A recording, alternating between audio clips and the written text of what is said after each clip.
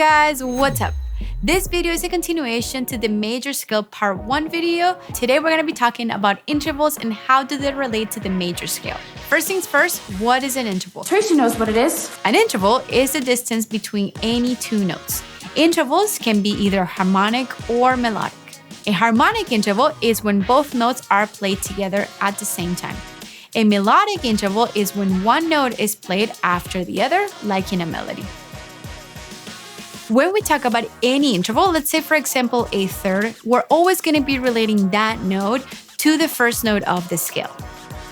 Now, you're probably asking, how do you find the distance between any two notes? All you need to do is count the steps that separate those notes on the musical scale. Now let's take a look at our favorite scale, the C major scale. Let's start with the notes C and D. We're going to start counting C as our first note, D as our second note.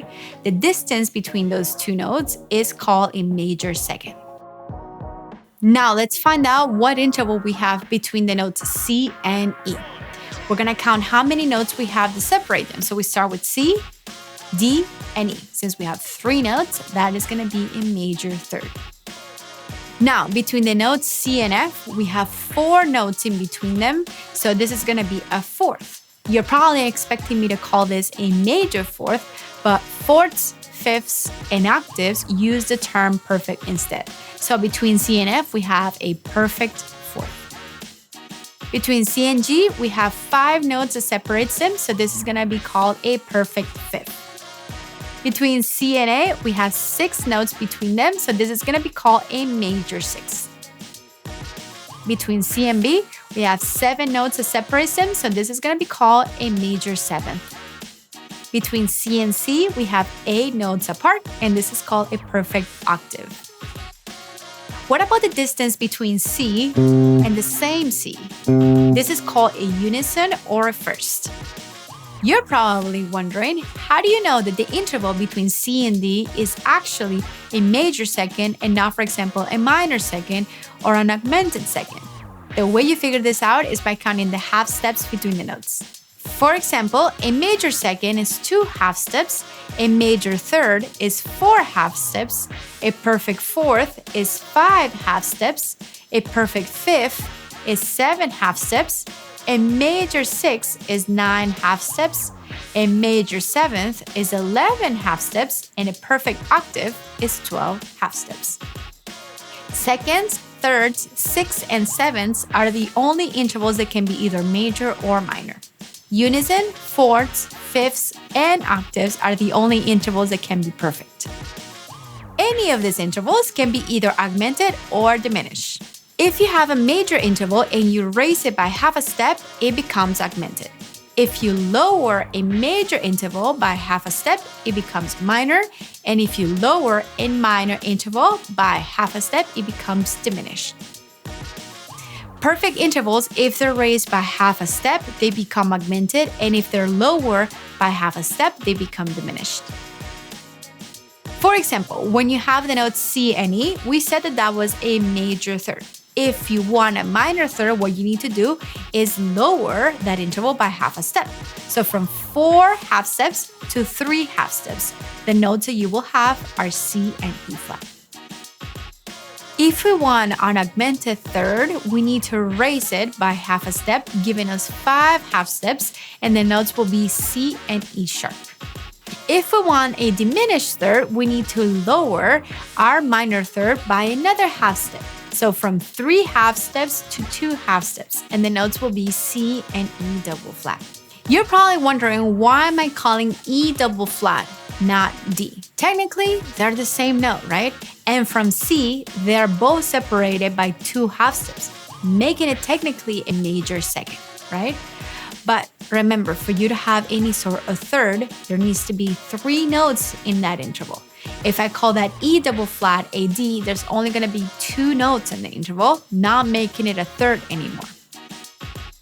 Even though major seconds and diminished thirds are technically separated by the same amount of half steps, 2 half steps, they will sound different once you have musical context.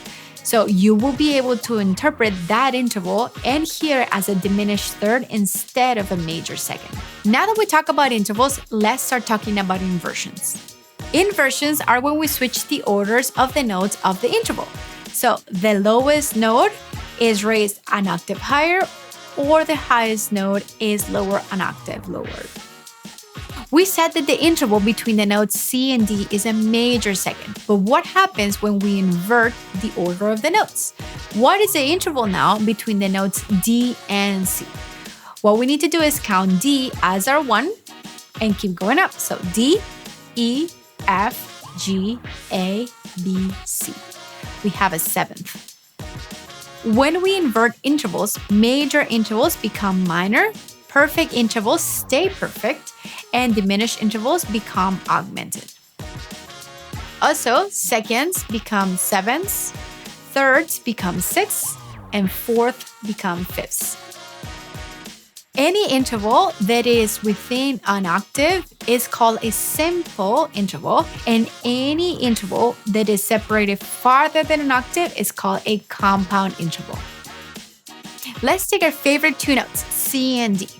When those notes are within the octave, we said that that was called a major second. But now, if we move the D an octave higher, and now these two notes are separated farther than the octave, this is now a compound interval, and we now need to figure out what this interval is called. One of the ways that you have is just to add the number 7th to the simple interval, that was the second.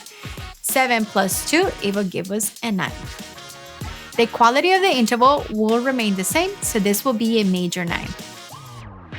Now, between the notes C and E, we said that that was a major third when the notes are within an octave. If the note E moves an octave higher and farther than the octave, then we add the number 7. 7 plus 3 gives us a 10th. And since the quality of the interval remains the same, it is a major 10th. Perfect fourths are now perfect 11ths. Perfect fifths are now perfect 12ths. Major 6ths are now major 13ths. And major 7ths are now major 14ths. A perfect octave is now a perfect 15. The second way to name a compound interval, and the lazy way, is just to add the word compound to the normal simple interval. So if you had a major second, for example, between C and D, the compound interval will be called compound major second. Unfortunately, guys, in the real music world, very rarely you're gonna encounter somebody that is gonna call it a compound major second. We usually use the +7 way, right? So we call it a 9th.